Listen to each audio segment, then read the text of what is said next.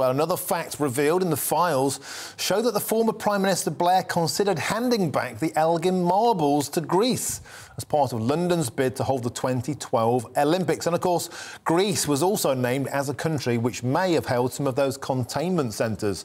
So joining me next is the head of policy and campaigns at Catch-22, Stella Tassantekido.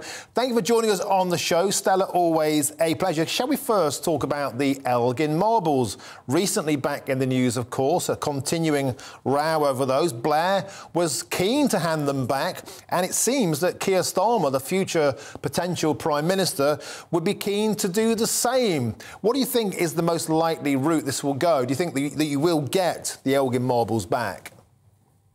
I think there are a number of options on the table. There is obviously the option to lend the marbles back to the Parthenon Museum with the intention of returning them eventually. The most satisfying solution for the Greek government, of course, would be for the marbles to return for good.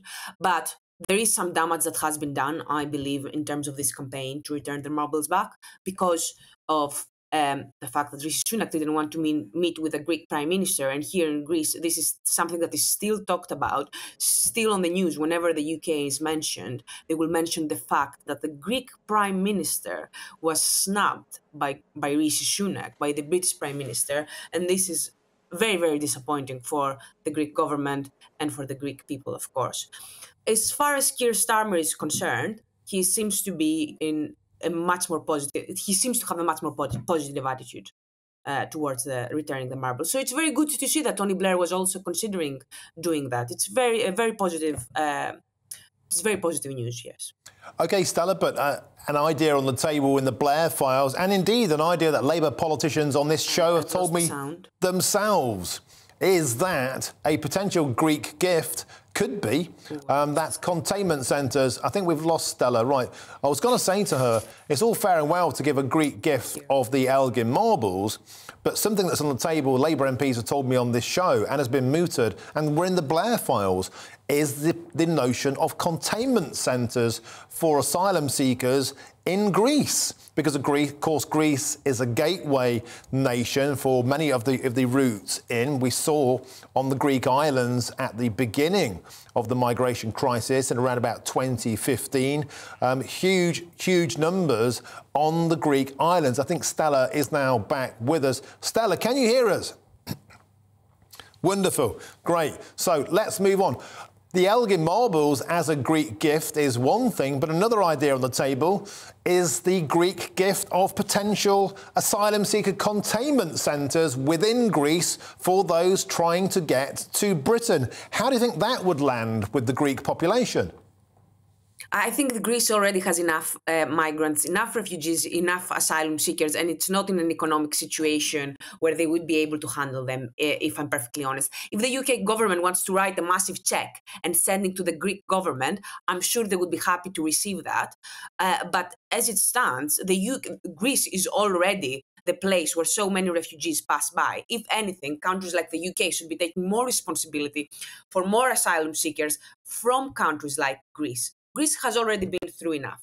There are already enough refugees, especially if you go to cities like the one I'm from, Thessaloniki, which is in the north. There were times where you could see that the infrastructure could not hold as many refugees who were coming on boats. So it does make the complaints from the British government, if I'm honest with you, it makes the complaints from the British government a bit ridiculous compared to the amount of asylum seekers and refugees that countries like Greece and Italy receive. Now, there are a lot of problems. Offshoring is one thing, as Olivia said previously. Offshoring is one thing. There are a lot of problems with schemes like the one with Rwanda, where you actually tell them that they have to stay in the countries where they arrived. These refugees who arrived to Greece, if they wanted to stay in Greece, they probably would. The problem is that there is no infrastructure for them there. There are no jobs for them there. So what would they stay there to do? Now, with the Rwandan scheme, there have already been £140 million that have been wasted on this.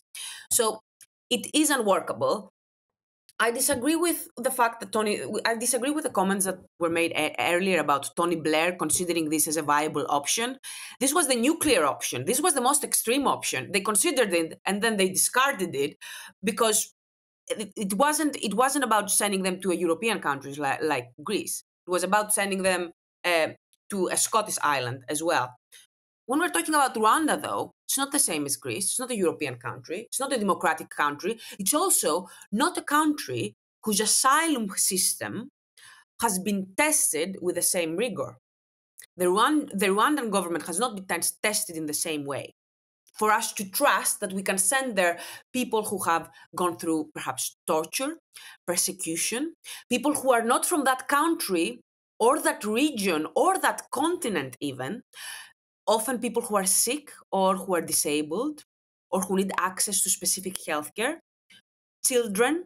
We have had cases where children were on the list to be sent to Rwanda, and generally people who do not have the chance to appeal the decision because they are not allowed to know that they will be on the list to be sent to Rwanda because the government is afraid that people smugglers are going to coach them to get away from that from the list.